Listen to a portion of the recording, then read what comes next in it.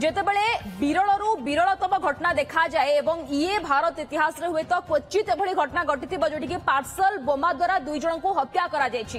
যাহা বড় আপডেট গৌতম বর্তমান আসুচি কি পুঞ্জিলাল মেহর কু দোষী সাব্যস্ত করা যাই সারিছি, বাকি রহিলা দণ্ডবিধান কথা। स्निग्धा देखो जिते आप जो कहते रेयरेस्ट अफ रेयर केस गोटे विरल केस्र कथा तेणु निश्चित ये कथा परसेप्शन पब्लिक रही पारे जो रही वकिल सरकारी वकिल परसेप्शन रही पारे सबकि निर्भर कर किभली भाव में तथ्य उपस्थापन करेंगे संपृक्त जो रही एडीजे जी कि राय शुणाई कन्भिन्स करवा दरकार प्रकृत में यहाँ गोटे विरल केस। तेज जहाँ भी होना आम निजर किसी मतामत दवा पर यह प्रसंग में आलोचना करें वरिष्ठ आईनजीवी सौरचंद्र महापात्र आम सहित उपस्थित जदि जाना प्रकृत में यार परवर्ती प्रक्रिया कौन रर बहुचर्चित पाटना जो पार्सल बोमा विस्फोरण घटना होता है जो एकमात्र अभियुक्त पुंजीलाल मेहर कोर्ट दोषी साब्यस्त कर सारी जहाँ आम रिपोर्टर आम सहयोगी दौले सूचना जे सेठी वर्तमान hearing on question of sentence चलती आप किभली दृष्टि ये गोटे विरल घटना जाऊँगी बोली आप अनुभव कर देखु कौन मकदमा रे जो दंड विधान प्रक्रिया रही केतेक अपराध रही जो अति सर्वनिम्न दंड दबे ताठू विचारपति चाहिए भी कमे पारे आउ केतेक रही सर्वनिम्न ठार सर्व उच्च दंड केते रही जो केस रे पुंजीलाल मेहर को दोषी साब्यस्त करा हूँ 302 दफा बा मर्डर केस बोली तेणु सी दोषी साब्यस्त कले दंडर केवल रोचे आजीवन कारादंड हम कि मृत्युदंड हम यही परिप्रेक्षी जेमती रायटा प्रकाश कर जड़े दोषी की निर्दोषी निर्यास पहुंचवा गुरुत्वपूर्ण कार्य से भाव में दंड दबा गुरुत्वपूर्ण कार्य।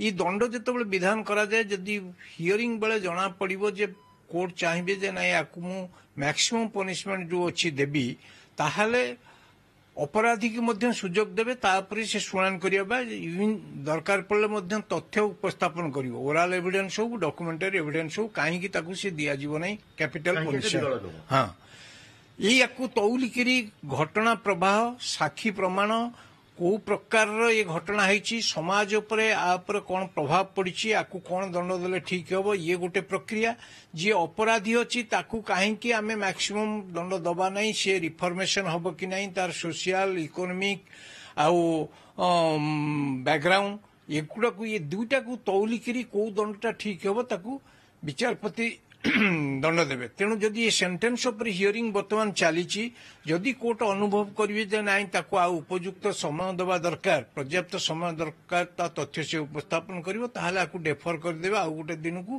तापर पुणी पूर्ण शुणाणी हम एवं से जो पूर्ण शुणाणी हम केवल मुदला तार जो तथ्य उपस्थापन कर कहीं मत कैपिटल पनिशमेंट दिजावनी मृत्युदंड दिजावनी ताकू ही बेस करके से विचार करेंगे। तेणु ये जो प्रक्रियाटा जदि प्रारंभिक स्तर में शुणाणी करी जज हृदबोध हम जे ना आपको आम कैपिटल पनिशमेंट मृत्युदंड दबा ना आजीवन करदे आज भी दंड शुणी दे पारे यहाँ डिपेंड करुच्ची दी पक्षर जवाब सुवाल शुणिला से सिद्धांत ने आज दंड शुणेबे कि अन्य दिन को रखिए। तेज सर ये गोटे प्रश्न आस कारण जो देखते घटना प्राय 7 वर्ष 8 वर्ष हो गलानी पुराना से गोटे प्रचलित आईन भिन्न था आईपीसी था एविडेंस एक्ट था सीआरपीसी था ताकू बर्तमान प्रतिबल 3टी जाक आईन परिवर्तन हो जाए बर्तमान ये प्रश्न उठे साधारण लोक जानापी बर्तमान ये दंड विधान प्रक्रिया कहुआ संपूर्ण विचार प्रक्रिया ये जो नुआ आईन अनुसार हम भारतीय न्याय संहिता अनुसार हम ना इंडियन पेनाल कोड अनुसार हम यहाँ संपूर्ण Indian penal code code of criminal procedure एवं एविडेंस एक्ट जहाँ पुराना था तारी प्रक्रिया आधार करी विचार प्रक्रिया हम नुआ आईन जून मास ठारू से लागू होती तेणु से परवर्ती काल जो अपराध हम से गुड़ाक नुआ आईन अनुसार हम तेणु ये जो पुराना आईन थिला तारी उपरे ये विचार करा जाइए सिद्धांत नि दंड विधान से पुराना आईन अनुसार हो। तबे आप जमी कहले लटा सब रेट्रोस्पेक्टिव हो पार ना परवर्ती पूर्व। अच्छा सर बर्तमान जो कथा उठुची एत गुड़े तथ्य प्रमाण रही जदि जो एम सहयोगी जमी सूचना दौले hearing on question of sentence चलती कौन जुक्ति उपस्थापन चली कौन अनुमान जेहेतु आज तार तुटई देवा चाहूँ शुणाणी करुँच तेणु मृत्युदंडर संभावना कम अच्छी कहीपर। देखु प्रिलिमिनारी हियरिंग रे कौन तथ्य उपस्थापन करुँच दीटा कथा हो पारे जदि प्रोसिक्यूशन साइड रु मृत्युदंड दवाई जोर दि जापे ताल अपरपक्ष जे अपराधी बा दोषी साब्यस्त होती सी समय ने आम शुणाणी करूँ आम तथ्य दबू मृत्युदंड न दि जाऊ ये गोटे कारण। द्वितीय कथा हूँ ଯେତେବେଳେ ଜଣେ ଲୋକକୁ ଆମେ ମୃତ୍ୟୁଦଣ୍ଡ ଦଉଛୁ ତାକୁ ପର୍ଯ୍ୟାପ୍ତ ସୁଯୋଗ ଦେବା କଥା ତା ତରଫରୁ ସେ ତଥ୍ୟ ରଖିବ ଯେ କାହିଁକି ମୋତେ ମୃତ୍ୟୁଦଣ୍ଡ ଦିଆଯିବ ନାହିଁ। ତେଣୁ ଆ ଉପରେ ଡିପେଣ୍ଡ କରୁଛି ଦୁଇ ପକ୍ଷଙ୍କର ତଥ୍ୟ ଉପସ୍ଥାପନା ଏବଂ ଷ୍ଟାଣ୍ଡ କ'ଣ ହେଉଛି, ଯିଏ ଦୋଷୀ ସାବ୍ୟସ୍ତ ହୋଇଛନ୍ତି ତାଙ୍କର ବା ତାଙ୍କ ଓକିଲଙ୍କର ଏପରି ଷ୍ଟାଣ୍ଡ କ'ଣ ହେଉଛି, ଏ ଷ୍ଟାଣ୍ଡ ଉପରେ ବିଚାରପତି ତାଙ୍କର ନିଷ୍ପତ୍ତି ନେବେ। ସାର୍ ବର୍ତ୍ତମାନ ଦୁଇଟା ପ୍ରପୋଜିସନ ସାମ୍ନାକୁ ଆସୁଛି ବର୍ତ୍ତମାନ ସୁଦ୍ଧା ଯେ ପର୍ଯ୍ୟନ୍ତ ଫାଇନାଲ ନ ଆସିଛି ସେଣ୍ଟେନ୍ସିଂ ଉପରେ। ଗୋଟେ କଥା ହେଇପାରେ ହୁଏତ ଆଜୀବନ ହେଇପାରେ ବା ଲାଇଫ ବା ଡେଥ୍ ସେଣ୍ଟେନ୍ସ ଦିଆଯିବେ ତାଙ୍କୁ। ବର୍ତ୍ତମାନ କଥା ହେଉଛି ଯଦି ଡେଥ୍ ସେଣ୍ଟେନ୍ସ ହୁଏ ତାର ପ୍ରକ୍ରିୟା ରହିଛି କାରଣ ହାଇକୋର୍ଟକୁ ଆସିବ କରିବ। ବର୍ତ୍ତମାନ ପୁଞ୍ଜିଲାଲଙ୍କ କ୍ଷେତ୍ରରେ ଯେହେତୁ ସେ ବର୍ତ୍ତମାନ ଦୋଷୀ ସାବ୍ୟସ୍ତ ହେଇସାରିଛନ୍ତି ତାକୁ ଚ୍ୟାଲେଞ୍ଜ କରି ତାଙ୍କ ପାଖରେ ଆଉ କ'ଣ ଆଇନଗତ ପ୍ରକ୍ରିୟା ରହିଛି?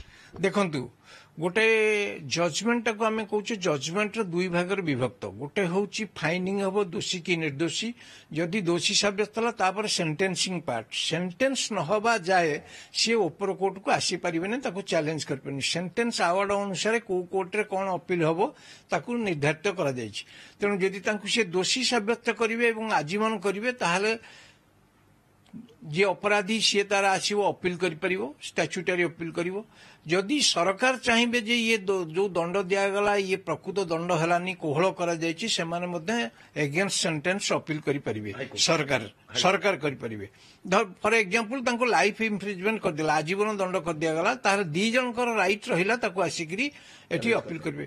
ଯଦି ଡେଥ୍ ସେଣ୍ଟେନ୍ସ ହେଇଗଲା ତାହେଲେ ସେ କୋର୍ଟ କ'ଣ କରିବେ ନା ରେଫରେନ୍ସ ପଠାଇବେ ହାଇକୋର୍ଟକୁ। ସେ ଯେତେବେଳେ ହାଇକୋର୍ଟ ତାକୁ ସିଦ୍ଧାନ୍ତ ନେବ ତାପରେ ଯାଇକି ଫାଶୀ ଦିଆଯିବ।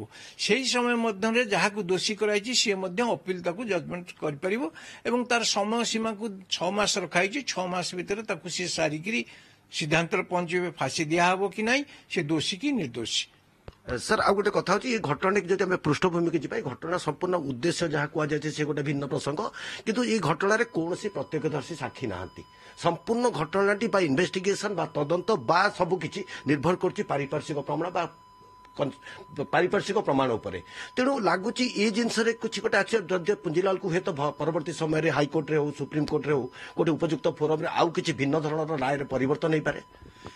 ନ୍ୟାୟିକ ପ୍ରକ୍ରିୟାରେ ଆମେ ଦୁଇ ପ୍ରକାର ତଥ୍ୟ ଉପରେ ବିଚାର କରୁଛୁ। ଗୋଟା ହେଉଛି ପ୍ରତ୍ୟକ୍ଷଦର୍ଶୀ ପ୍ରମାଣ, ଆଉ ଗୋଟା ହେଉଛି ପାରିପାର୍ଶ୍ୱିକ ଯୋଉଟା ଆପଣ କହିଲେ। ପାରିପାର୍ଶ୍ୱିକ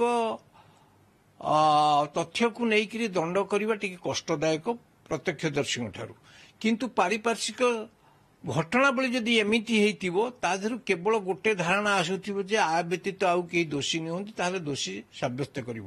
ପାରିପାର୍ଶ୍ୱିକ ହଉ ବା ପ୍ରତ୍ୟକ୍ଷଦର୍ଶୀ ହଉ ତା ଉପରେ ଦଣ୍ଡର କିଛି ପ୍ରଭାବ ନାହିଁ।